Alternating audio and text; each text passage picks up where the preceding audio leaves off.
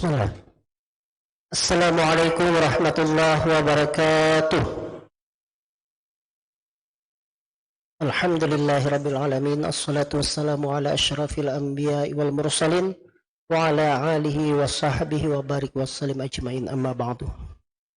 Pertama-tama dan yang paling utama tentunya marilah kita bersama-sama memanjatkan puji syukur hadirat Allah Subhanahu wa taala, karena dengan izinnya, rahmatnya, kita dapat berkumpul bersama di sini dalam majelis yang sangat mulia di Masjid Ar-Rahim, dan telah selesai melaksanakan sholat maghrib secara berjamaah dalam keadaan aman, sehat, dan rezeki yang berkecukupan. Kenapa kita sampaikan ini? Karena kalau kita melihat dalam keadaan yang sama, saudara-saudara kita yang sekarang berada di negeri dulunya itu negeri Rasulullah, negeri para nabi, yaitu Palestina, pada saat yang sama itu nyawa mereka itu bisa terancam setiap saat. Dan informasinya di Tufanul Aqsa yang sudah hari ke-85 ini menjelang hari ke-86, sekitar 40.000 anak-anak itu terancam meninggal karena kelaparan. Jadi kalau kita berpikir di sana, maka tentunya surianya kita selalu bersyukur kepada Allah Subhanahu wa taala. Karena seperti yang kita ketahui, barang siapa pada saat bangun pagi itu disehatkan badannya, aman, kemudian rezekinya cukup bisa makan sampai malam, maka kata Rasulullah itu seolah-olah dunia itu ampun inya. Man asbaha minkum aminan fi sirbi mu'afan fi jasadi indahu qutu yaumi faka'annama hizat lahud dunya. Barang siapa bangun di pagi hari dalam keadaan aman sentosa, keluarganya dan dirinya itu dalam keadaan sehat walafiat, kemudian tercukupi kebutuhan makannya itu sampai malam, seolah-olah dunia itu ampuninya. Jadi sungguh sangat miris kalau seandainya kita nih kada bisa bersyukur. Jadi alhamdulillah pada hari ini kita dapat berkumpul bersama di sini dalam keadaan sehat walafiat, dalam keadaan aman, dan dalam keadaan rezeki yang berkecukupan. Kemudian tentunya yang kedua, salawat dan salam kita haturkan kepada junjungan kita Nabi Muhammad SAW, Nabi akhir zaman, Nabi yang membawa kita dalam keadaan nikmatnya iman dan Islam. Kita berdoa bersama semoga nantinya kita mendapat syafaat dari Rasulullah SAW di hari akhir nanti, di hari perhitungan, dan nantinya kita masuk ke dalam surga dari Allah Subhanahu wa ta'ala. Amin ya rabbal alamin. Jamaah Masjid Ar-Rahim yang dirahmati oleh Allah Subhanahu wa ta'ala, pada malam ini kita akan sedikit berbicara tentang kajian kesehatan.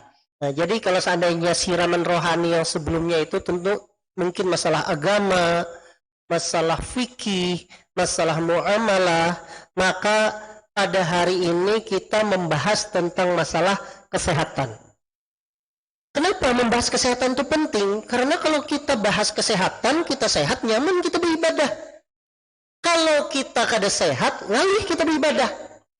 Tadi siang ulun visit di rumah sakit Islam Banjarmasin.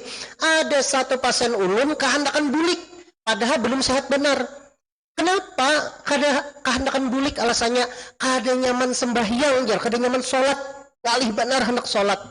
Artinya kita dalam keadaan sehat ini penting sekali supaya kita ini menjalani kehidupan kita, salah satunya itu nyaman beribadah. Nah, materi yang hari ini yang ulun bawa itu adalah tentang masalah kesehatan perut. Jadi perut kita ini mudah-mudahan sehat, karena ulun lihat itu kalau di praktek itu hampir 50% itu datangnya itu masalahnya perut, kada nyaman perut, macam-macam penyakitnya dari situ. Kalau masalah babia, manguman di tangan, sakit kepala, kada banyak. Tapi rata-rata kalau orang datang ke praktek itu masalahnya adalah masalah perut.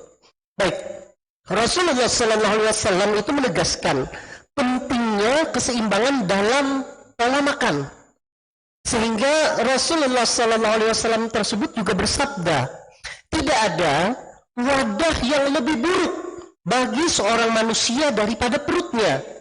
Cukuplah bagi seorang manusia beberapa suap untuk menjaga tulang belakangnya tetap lurus. Tetapi jika ia memang harus mengisi perutnya, maka sepertiga makanan, sepertiga minuman, dan sepertiga itu untuk udara. Hadis riwayat Ibnu Majah. Nah, kalau kita melihat dari hadis ini, kalau kita kupas, ya, maka terdapat 3 pesan yang penting oleh Rasulullah terhadap kesehatan kita di perut. Yang pertama, kata Rasulullah SAW, tidak ada wadah yang paling buruk itu daripada perut. Artinya Rasulullah mengatakan bahwa sumber utama penyakit itu diawali dari perut.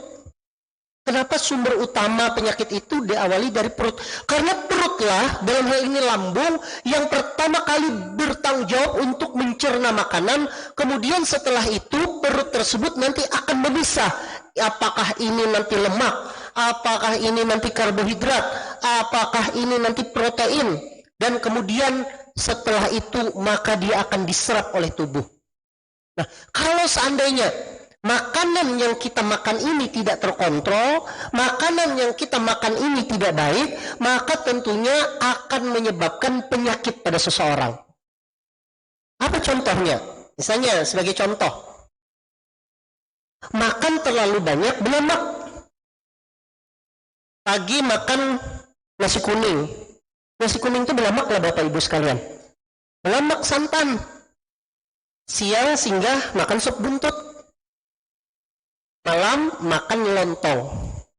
Lalu kadang-kadang nyambat lontong hari ini disangka kada baik. Pagi tadi nasi kuning, siang makan sop buntut, malam makan lontong. Rata-rata lemak semuanya.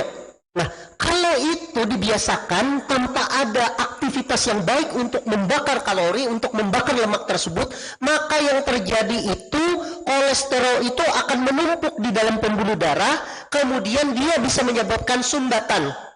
Gimana sumbatannya? Kalau di jantung, dia tersumbat akan menyebabkan namanya penyakit jantung koroner. Kalau dia di otak, tersumbatnya dia menyebabkan yang namanya stroke.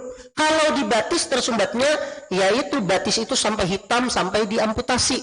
Kalau dia menyumbatnya di ginjal, menyebabkan kematian dari sel-sel ginjal, akhirnya seseorang itu harus cuci darah seminggu 2 kali. Bayangkan.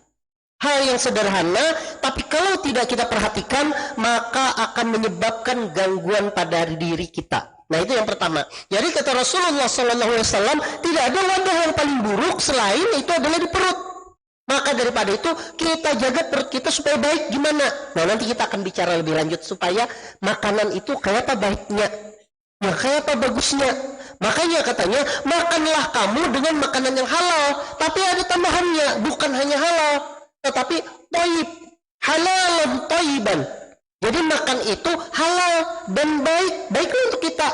Sebagai contoh misalnya, minum teh manis pakai gula, itu halal tidak? Halal. Karena gulanya terbuat dari tebu, prosesnya bagus, halal. Tehnya halal, halal. Tetapi kalau seseorang itu punya gula darah yang sangat tinggi, gula darahnya 200, gula darahnya 300, kalau minum teh manis bergula, maka kada taib baginya. Nah, ada papaya. Yang penting kan kita ini halal ya. Gula 300, minum teh manis, apa yang terjadi? Setengah jam kemudian gula darahnya naik jadi 600, ujung-ujungnya apa? Pingsan masuk IGD. Maka daripada itu makanan itu adalah halal dan thayyiban. Jadi makan itu halal dan thayyib. Nah, kemudian ada pesan yang kedua disampaikan oleh Rasulullah. Cukuplah seorang manusia beberapa suap untuk menjaga tulang belakangnya tetap lurus. Jadi disampaikan oleh Rasulullah, makan tuh kada perlu berlebihan. Kenapa makan itu tidak perlu berlebihan? Karena makan yang cukup, makan yang tidak berlebihan itu sudah cukup untuk kita untuk beraktivitas. Maksudnya tulang belakang itu tetap lurus, artinya kita bisa tetap beraktivitas pada hari itu. Apa makanan yang menjadi sumber utama kekuatan kita? Yang menjadi sumber utama kekuatan kita itu adalah karbohidrat. Karbohidrat itu dari mana? Dari nasi, dari roti, dari lontong. Lontongnya, lain sayurnya lah. Kalau protein apa? Daging, daging ayam, daging itik, daging kambing, kacang-kacangan, itu protein. Lemak dari mana? Santan. Lah, daging yang berlemak tuh dapat lemaknya dari situ. Serat dari mana? Serat dari sayur, buah-buahan, itu tinggi serat. Beberapa kacang-kacangan, itu tinggi serat. Jadi, sebenarnya yang faktor utama yang menyebabkan kita bisa beraktivitas itu adalah karbohidrat, yaitu nasi, roti, dan sebagainya. Nah, maka daripada itu kita tidak perlu berlebihan untuk memakan itu. Cukuplah makan yang tidak menyebabkan kita sampai kekenyangan sehingga menyebabkan kita lupa, yang menyebabkan akhirnya seseorang itu menjadi tidak sehat. Ini pesan yang kedua, luar biasa. 1400 tahun yang lalu, Rasulullah tanpa ada ilmu pengetahuan yang modern sudah mengatakan bahwa cukuplah makan untuk menegakkan tulang belakang kita. Tidak akan tahu Rasulullah bahwa makanan ini cukup protein, makanan ini cukup karbohidrat, itu tidak akan tahu. Itu yang kedua. Kemudian yang ketiga, yang luar biasa lagi adalah, andai pun kalian ingin makan, dikatakan, harus mengisi perutnya, maka sepertiga makanan, sepertiga minuman, dan sepertiga udara. Artinya kalau kita makan itu jangan berlebihan. Karena kalau berlebihan, kembung perut kita, maka akan muncul penyakit-penyakit yang tidak kita harapkan. Akan Ulun sampaikan nanti apa penyakitnya dan bagaimana cara menghindarinya, kalau seandainya waktunya cukup. Nah, baik. Nah, Ulun tadi berbicara, kenapa ada hal seperti kalau kita kelebihan makanan itu bisa menyebabkan penyakit pada diri kita, terutama nantinya akan menyebabkan kegemukan. Baik, kata Rasulullah tadi mengatakan bahwa cukup makan, tidak perlu banyak, cukup untuk tulang belakang kita itu tegak supaya kita bisa beraktivitas. Ya, nah kita itu berapa sebenarnya perlunya kebutuhan makanan kita dalam sehari? Berapa? Caranya itu mudah menghitungnya. Misalnya, ini berat badan Ulun ini 60 kilo. Ini berat badan. Berarti berapa Ulun perlu kalori dalam sehari?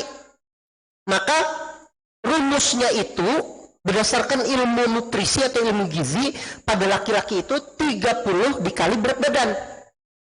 Jadi kalau berat badan Ulun 60 tadi berarti Ulun perlu kalori itu adalah 1800 kalori.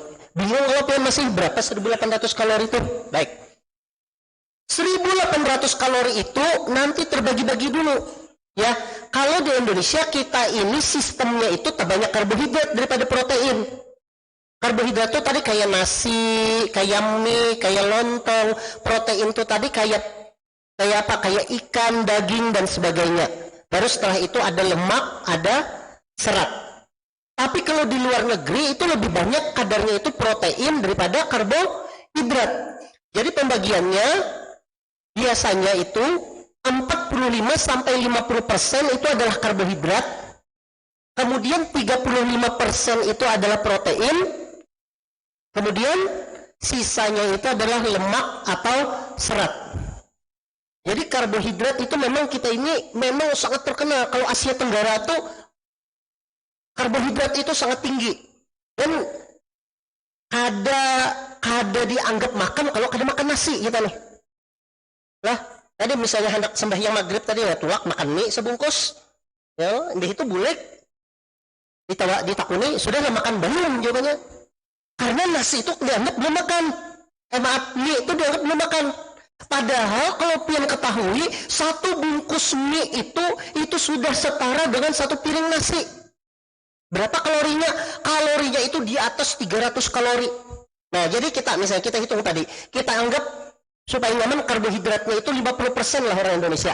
Berarti dalam sehari ini ulun perlunya itu 1800 dibagi 2 karena 50%, perlunya itu 900 kalori guys yang karbohidrat.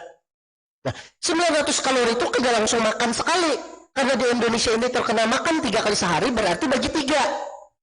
Berarti kalau paginya itu dari 1000 itu berarti anggap 300 sampai 350 kalori. Makan siang 300 sampai 350 kalori, makan malam 300 sampai 350 kalori. Tapi biasanya ulun akan menyampaikan ke pasien, pagi itu sekitar 300, siangnya itu dibanyaki sekitar 450. Jadi malamnya itu nanti 250 kalori karena kita menjelang untuk beristirahat saja malamnya itu. Nah, kalau kita minum teh manis dengan gula 2 sendok, 1 sendok gula itu sekitar 50 sampai 60 kalori sudah. Dihitung minum gula itu 2 sendok berarti kita sudah antara 100 sampai 120 kalori. Berarti kalau kita tadi inginnya itu kalau paginya itu adalah 300 kalori, berarti minum teh manis saja sudah sepertiganya terpakai kalorinya.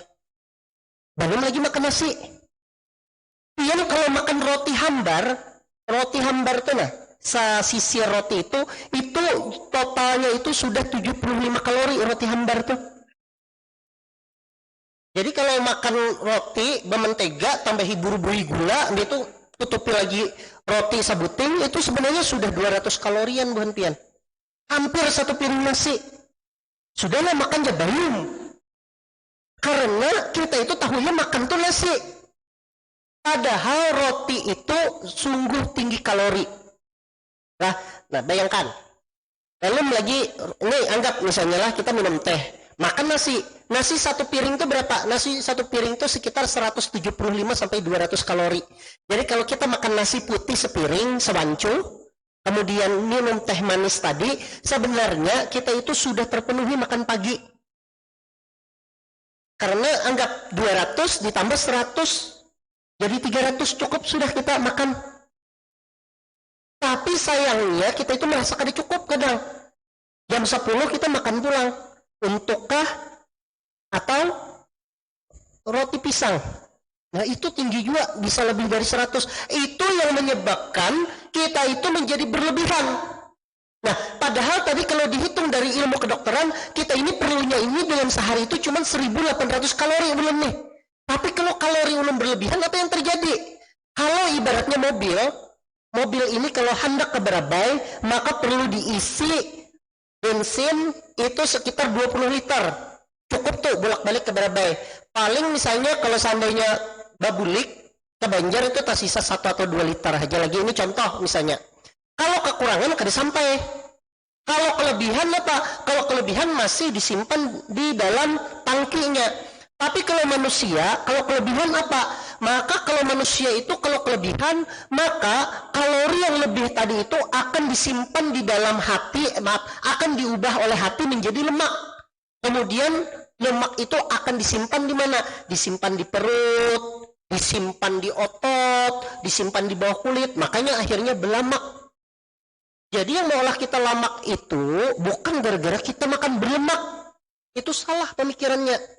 Yang menyebabkan kita berlemak itu karena kita kelebihan kalori, kelebihan makanan. Kalau kita kelebihan makanan, akhirnya lemaknya itu akan bertumpuk. Itu yang pertama. Nah, lemak yang bertumpuk itulah yang akan menyebabkan seseorang itu bisa menyebabkan terkena misalnya darah tinggi, yang menyebabkan seseorang terkena kencing manis. Nah ini contoh dulu. Kalau hendak detail kayak apa? Panjang waktunya. Tapi yang mencontohkan bahwa sebenarnya kita itu makan itu jangan berlebihan. Nah, kalau sudah makan mie sudah. Nah, jangan lagi Bapak dah kena makan. Karena mie itu kalorinya tinggi Bapak Ibu sekalian. Itu sudah diciptakan mie itu dari gandum yang memang untuk memenuhi kebutuhan kita. Ya. Nah, kemudian yang kedua, ada namanya lemak yang menyebabkan peningkatan kolesterol. Kolesterol itu menurut Pian itu jahat atau kada? Kolesterol itu kira-kira jahat apa tidak menurut Pian? banyak yang konsul ke ulun, mawea kolesterol ulun 250, apa yang perlu diobati? Menurut pian jahat tidak kolesterol. Nah, ulun jelaskan. Prinsipnya kolesterol itu diciptakan oleh Allah Subhanahu wa taala itu ternyata untuk membantu tubuh, membangun tubuh, untuk perbaikan tubuh. Sebagai contoh, sel yang ada di dalam tubuh kita itu ada namanya membran. Membran sel itu ternyata komponen utamanya itu salah satunya itu adalah kolesterol. Kemudian hormon yang ada di dalam tubuh kita, misalnya pada laki-laki itu hormon testosteron, hormon kelelakian. Kalau pada perempuan namanya hormon estrogen, hormon perempuan. Itu ternyata sebagian besar penyusunnya itu adalah dari kolesterol. Jadi kalau ulun bicarakan kolesterol itu berguna tidak untuk tubuh kita? Berguna. Penting tidak penting. Nah, terus kenapa kolesterol itu kada baik untuk tubuh kita? Jawabannya lain kolesterol yang jahat. Yang jahat itu adalah pembawa dari kolesterolnya tersebut. Jadi kolesterol itu dibawa oleh suatu pembawa. Namanya itu bisa HDL, bisa namanya LDL. LDL itu singkatannya adalah low density lipoprotein. Kalau HDL itu high density lipoprotein. Ibaratnya itu kayak ini. LDL itu disebut dengan lemak jahat, HDL itu disebut dengan lemak baik. Nah, itulah yang membawa kolesterol berjalanan ke seluruh tubuh. Jadi kolesterol ini kan awalnya disimpan di hati, kemudian oleh LDL dibawa berjalanan ke seluruh tubuh. Cuma sayangnya, isengnya LDL ini, jahatnya LDL ini, dibawanya berjalanan ke seluruh tubuh itu, tapi di jalan itu kadang ditinggalnya kolesterol. Karena ditinggal, kolesterol itu mengendap di pembuluh darah. Mengendap di pembuluh darah akhirnya menyebabkan pembuluh darahnya itu menjadi menyempit. Nah, makanya dia disebut dengan lemak jahat. Nah, ada namanya lemak baik. Lemak baik itu untuk mengambil tumpukan kolesterol yang tadi menyumbat di saluran darah tadi. Namanya adalah HDL. Jadi dia mengambil. Istilahnya kayak ini. Misalnya, ini ada rombongan orang, hendak aku bawa jar LDL kita berjalanan keliling Banjar. Nah, dibawainnya. Yang 4 itu masuk ke dalam bis itu 100 misalnya. Tapi jahatnya ini yang membawa ini imbah tulak misalnya sampai di simpang 4 Sultan Adam sana tinggalnya berdua. Sampai kayaknya ke Pasar Lama tinggalnya berlima. Sampai 0 km kayaknya tinggalnya pulang ber10. Akhirnya berbuli ke sini tersisa ber20 aja lagi orangnya. 80-nya ditinggalinya di jalan-jalan. Nah, itulah namanya LDL, lemak jahat. Terus ada namanya HDL, lemak baik. Lemak baik ini dari mana? Lemak baik ini tugasnya tuh ambil tadi. Ayah kenapa jadi tinggali jar? Ayo ambil ya ikan ya, ambil jar. Ambil berangkat, itulah fungsinya dari lemak baik. Jadi kalau pian periksa kolesterol itu hanya penandanya tinggi atau kada di dalam tubuh. Tetapi untuk mengetahui ini berbahaya atau kada, maka periksa lagi lemak jahatnya atau LDL, periksa lagi lemak baiknya atau HDL. Nah, kayak apa caranya mencegah supaya LDL kita itu rendah, HDL kita itu tetap tinggi, tetap baik? Yang pertama, jaga makanan yang menyebabkan kolesterol itu menjadi tinggi. Makanannya itu adalah makanan yang mengandung lemak jenuh. Apa contoh makanan yang mengandung lemak jenuh? Makanan yang digoreng, yang dimasak itu menggunakan minyak yang sudah berkali-kali dimasak. Makanan sudah berkali-kali ini nyaman benar. Misalnya lah menyanga iwak, menyanga ayam.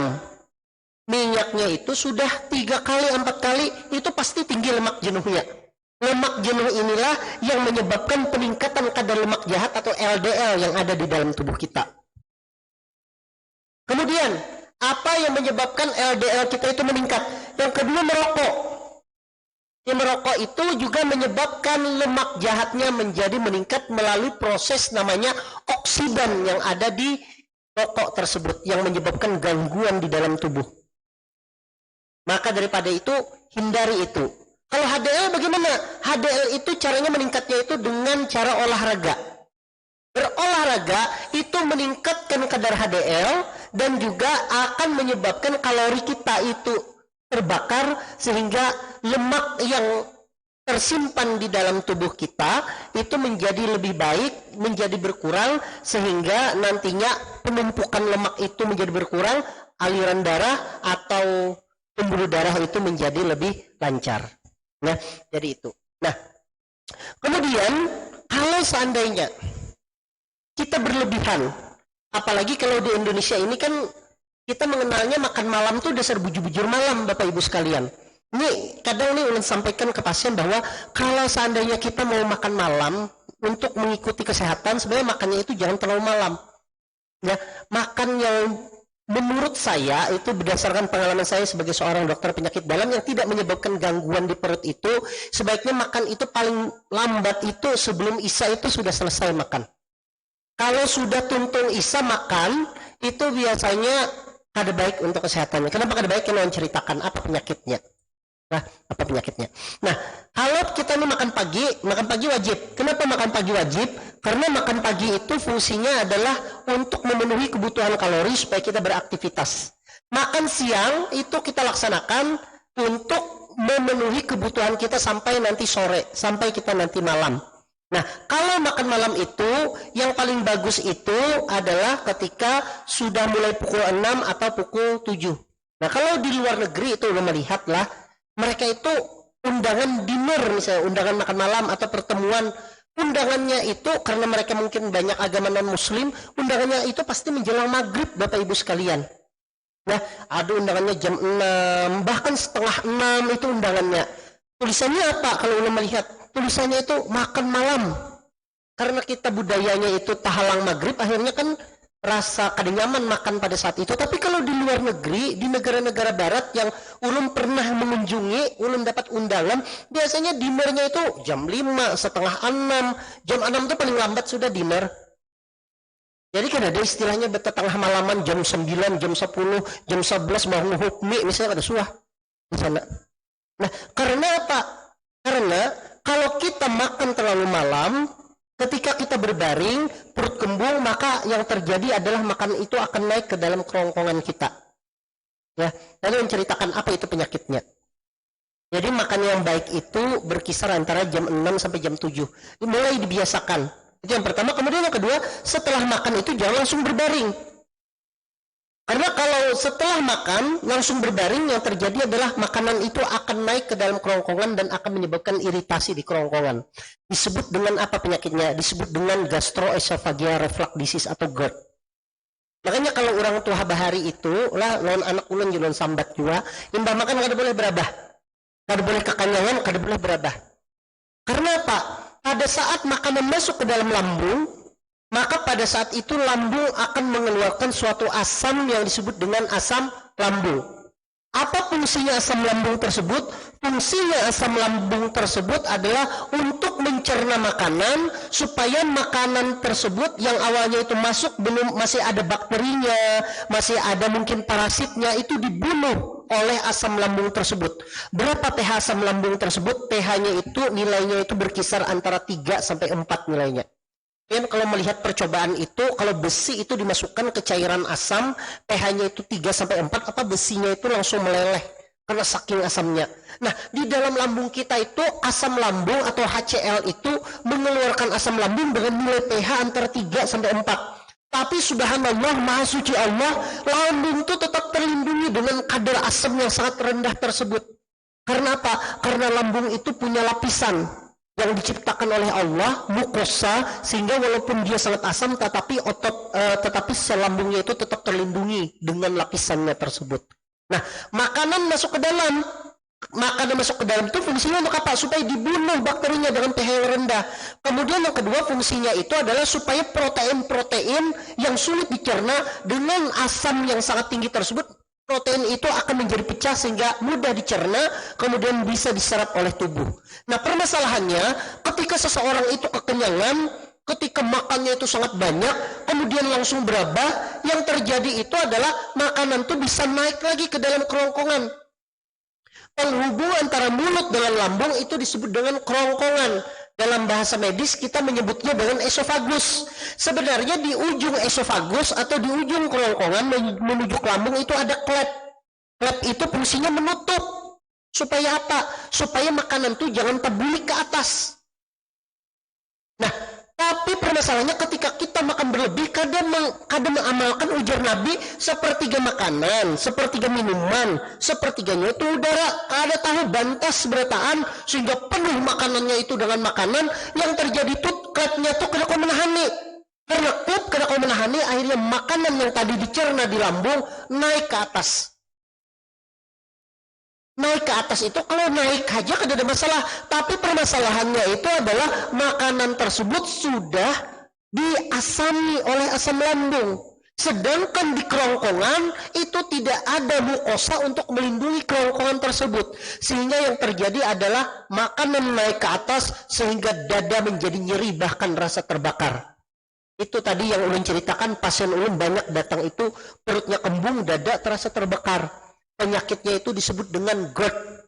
Bahkan 20-30% itu masuk ke rumah sakit karena disangkanya itu serangan jantung. Saking sakitnya dada tersebut karena rasanya itu terbakar di dadanya tersebut. Kenapa? Mudah aja kebiasaannya itu makan terlalu kekenyangan, langsung berubah indah makan.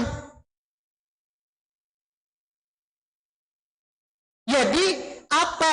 Ubah kebiasaan kita itu. Kalau kita makan terlalu malam, apa yang terjadi? Kembung, berabah, naik juga. Makanya tadi saya sampaikan kenapa makan itu jangan terlalu malam, karena malam itu saatnya kita istirahat. Terkecuali misalnya bagi pekerja malam, misalnya wajar aja makan, kadang-kadang langsung berabah. Nah, begawian. Tapi umum kita yang memang imbah ini acaranya itu bulikan, langsung guring, sebaiknya tidak usah makan lagi malam. Makannya tadi jam 6 atau jam 7. Ulun tadi lawan anak tadi makan dulu sebelum kasih makan roti dulu 2 iris. Ya fungsinya apa? Supaya terisi makanan tersebut. Jadi andai pun karena disuruh makan lagi, cukup 1 suap 2 suap aja lagi menghormati. Nah, itu yang pertama. Kemudian yang kedua apa? Yang kedua penyakitnya itu adalah disebut dengan dispepsia. Apa dispepsia itu? Dispepsia itu adalah kekenyangan berlebihan yang menyebabkan rasa nyeri atau tidak nyaman di perut bagian atas. Jadi nyeri ulu hatinya Bapak Ibu sekalian. Kenapa nyeri ulu hatinya? Karena makan yang terlalu banyak itu menyebabkan kembung, udara berkumpul, sehingga yang terjadi itu adalah tekanan. Tekanannya itu kadang nyerinya itu seperti berdenyut-denyut. Sakit mana perutnya ini nah. Berdenyut-denyut. Kenapa? Karena dia menekan mengenai dinding jantung, sehingga begitu jantung berdenyut, terkena lambung, terasa sakit. Lambung tuh di sini. Kemudian dibatasi oleh namanya diafragma. Di atas lambung ini langsung di sebelah kiri ini jantung Bapak Ibu sekalian. Jadi kalau kita kekenyangan, itu kena di jantungnya. Berdenyut-denyut. Sehingga sakit benar masuknya itu. Beda sama GERD. Kalau GERD tadi itu makanannya naik ke kerongkongan. Obatnya apa? Obatnya itu adalah obat memaksa supaya makannya itu turun lagi ke bawah. Kalau kembung berdenyut-denyut, obatnya beda lagi, anti kembung. Tapi menurut orang awam tahunya cuma 1 mah berataan. Padahal lain penyakitnya tersebut. Nah, jadi kada kawa berataan penyakit itu promah obatnya kada kawa. Tergantung. Nah, dan yang selanjutnya itu bisa sampai terjadi namanya sindrom usus besar. Nah, kalau kita tadi bicara kerongkongan, bicara lambung, maka bisa sampai gangguan di usus besar. Apa gangguan usus besar tersebut? Yang pertama menyebabkan sembelit. Sembelit itu artinya BAB-nya terganggu. Kalau kita itu makan itu terlalu banyak karbohidrat, kurang serat, maka yang terjadi itu begitu selesai dicerna, maka makanan itu akan dibuang. Disimpannya di mana? Disimpannya tuh di usus besar. Nah, permasalahannya adalah usus besar itu tidak lagi dia mencerna makanan, tidak lagi dia itu membentuk suatu makanan, bolus makanan, dia hanya menyimpan saja. Tetapi selama dia menyimpan, itu air yang ada di kotoran itu diserapnya terus. Nah, kalau seandainya seratnya kurang, maka yang terjadi kotorannya itu menjadi keras. Kalau dia keras, maka BAB-nya menjadi sulit untuk dikeluarkan. Dipaksa, bisa. Tapi kalau dipaksa, maka nanti akan menyebabkan luka di anusnya. Kalau itu berulang kali, maka anusnya itu menjadi bengkak, lalu orang menyebutnya dengan namanya wasir atau hemoroid. Maka daripada itu, makanan itu tadi seimbang. Kalau seandainya kita itu sisakan sepertiga itu untuk makanan, sepertiga itu untuk minuman, sepertiga itu untuk udara, selain itu juga harus ada karbohidrat, harus ada protein, harus ada lemak, harus ada serat. Jangan makanan tuh nasi aja loh, minum nasi loh, iwak kering misalnya, itu tidak akan seimbang. Ya, harus ada proteinnya. Protein itu dari mana? Dari ikan.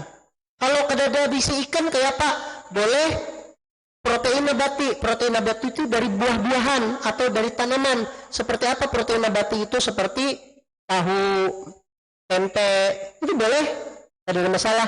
Cuma hati-hati bagi penderita asam urat, karena kalau yang asam urat itu akan menyebabkan peningkatan kadar asam urat.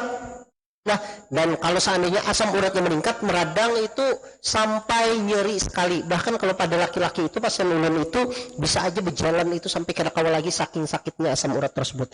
Makanya dikatakan oleh Nabi tadi bahwa wadah yang paling buruk itu di tubuh kita itu salah satunya itu adalah perut. Karena kalau kita kada menjaga perut kita itu dengan baik, maka yang terjadi adalah peningkatan dari penyakit akibat dari penyakit perut tersebut. Nah, kemudian bagaimana caranya supaya kita itu tidak sakit dari makanan yang kita makan? Jadi Rasulullah dalam Al-Quran sendiri dikatakan bahwa makan dan minumlah, tetapi jangan berlebih-lebihan. Sesungguhnya Allah tidak menyukai orang yang berlebih-lebihan. Jadi yang pertama itu, caranya itu adalah makan itu seimbang, tidak usah berlebihan. Kalau seandainya makanan itu pina nyaman, maka disisakan untuk makan yang berikutnya. Misalnya makan pagi pina nyaman benar, jangan dihabiskan pada saat makan pagi tersebut. Sisakan untuk makan siang, supaya nanti bisa menikmati lagi makannya yang dirasa sangat enak tersebut. Ya, jangan dihabiskan pagi. Kalau dihabiskan pagi nanti akan berlebihan, kalorinya meningkat, maka akan diubah menjadi lemak. Itu yang pertama. Kemudian kata Rasulullah yang pertama itu jaga kualitas makanan. Nah, itu yang ulun soroti tadi. Makanan itu jangan sampai yang kita konsumsi itu hanya nasi aja toh, hanya minum aja, tetapi seimbang. Kayak apa seimbang? Ada nasi, nasi tidak perlu sampai satu jubung di piring, cukup misalnya separuh aja nasinya, ditambah lauk, bisa ikan, bisa tadi proteinnya itu protein nabati, kemudian ditambah lagi sayur. Habis ditambah sayur, minum. Kalau seandainya pian-pian itu merasa badannya sudah besar, sudah gemuk, minumnya itu cukup air putih. Kalau hendak terasa, minum air teh tapi tanpa gula. Nah, itu boleh. Tapi hati-hati bagi yang punya mah. Mah itu tadi yang asam lambungnya meningkat. Maka air teh itu juga dia mengandung kadar kafein yang cukup tinggi, sama seperti kopi. Sehingga kalau mau konsumsi tehnya itu, tehnya bisa cukup sehari sekali atau sehari 2 kali saja. Ya. Kemudian kata Rasulullah SAW, yang ketiga itu adalah puasa. Kenapa? Puasa itu adalah perisai. Maka jika salah seorang di antara kalian berpuasa, janganlah dia berkata atau melakukan hal yang sia-sia. Jika seseorang menyerang atau mencelamu, maka katakanlah aku sedang berpuasa. Sahih Bukhari. Nah, berpuasa itu menjaga diri kita melakukan perbuatan yang sia-sia. Selain itu dari ilmu kesehatan, berpuasa itu juga akan menyebabkan kita terhindar menjadi kalori yang berlebihan. Dan kalori yang disimpan dalam bentuk lemak itu akan dipecah. Sehingga dengan berpuasa itu lemak yang ada di dalam tubuh kita itu menjadi bisa berkurang sehingga menyebabkan kesehatan bagi kita. Nah, kemudian ulun sedikit akan berbagi tentang tips bagaimana supaya kita itu bisa mengatasi perut kembung dengan makan dengan bahan-bahan yang ada di dalam dapur kita. Ya, jadi ada beberapa makanan atau saran-saran kesehatan yang disarankan kalau seandainya kita itu merasa perut kita itu menjadi tidak nyaman. Jadi kalau seandainya kita itu punya masalah di perut, kembung, ini ada resep tradisional lah yang ulun simpulkan.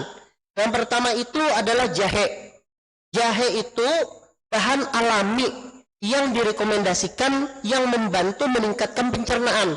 Jadi dalam penelitiannya jahe itu punya sifat anti kembung. Nah ini penelitian. Jahe itu punya sifat anti kembung di dalam perut kita.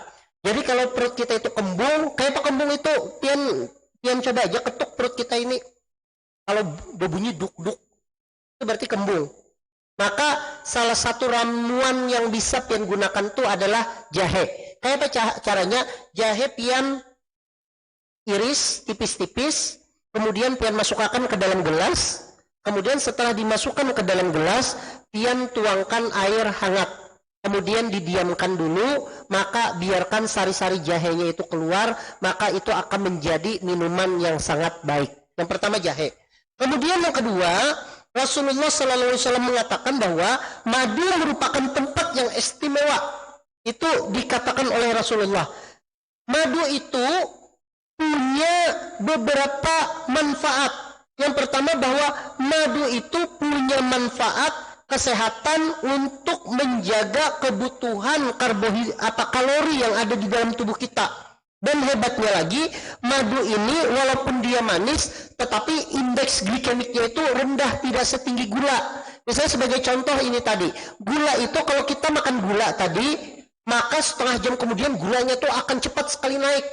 Nah, kalau madu ini kalori juga, karbohidrat juga. Tetapi kalau kita makan madu, itu dia itu naiknya pelan-pelan. Sehingga kalau naik pelan-pelan itu memberikan kesempatan kepada pankreas yang ada di dalam tubuh kita itu mengeluarkan insulin secara optimal. Sehingga gula darahnya itu kadang naik dengan cepat.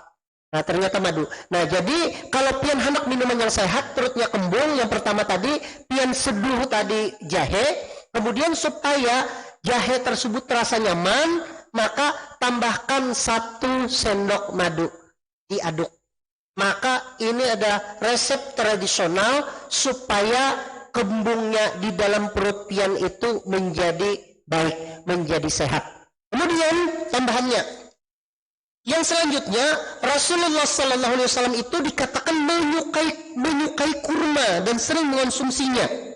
Kurma itu adalah buah yang kaya akan nutrisi, termasuk serat, vitamin dan mineral. Hadis menyebutkan bahwa kurma memiliki banyak manfaat, termasuk salah satunya itu menjaga kesehatan perut. Kenapa ulun sampaikan bahwa dia menjaga kesehatan perut? Ternyata berdasarkan penelitian, kurma ini dalam 1 biji kurma itu, dia itu ternyata mencukupi karbohidrat, kemudian dia terdapat juga serat, dan juga terdapat protein pada kurma tersebut. Jadi kalau seandainya kita makan kurma, ulun pernah melihat berapa kadar kalorinya di dalam 1 biji kurma. Kadar kalorinya itu sekitar 60 kalori. Berarti kalau kita makan 3 butir kurma, itu sekitar 180 kalori. Nah, hebatnya lagi kurma ini saya sampaikan indeks glikemiknya itu rendah.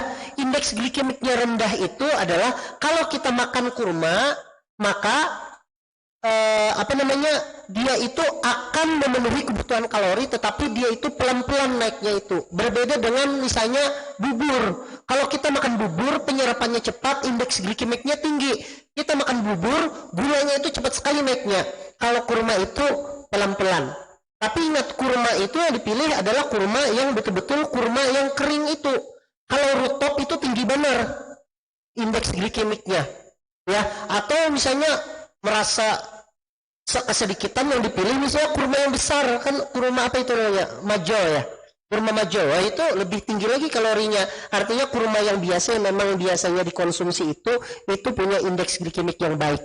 Nah, jadi kalau seandainya mau sehat misalnya, kebetulan misalnya pagi ini sibuk, maka saran ulun makan 3 butir kurma, kemudian kalau mau minum jahe campur dengan madu, insya Allah nanti kebutuhan kalorinya itu akan tercukupi dan kita insya Allah akan disehatkan oleh Allah Subhanahu Wa Taala. Mungkin sementara itu dulu yang bisa ulun sampaikan karena kita terhalang sudah masuk Isya. Semoga ini bermanfaat untuk kita semua dan mudah-mudahan apa yang ulun sampaikan ini bisa menjadi amal jariah dan bisa menjaga kesehatan pian beratan.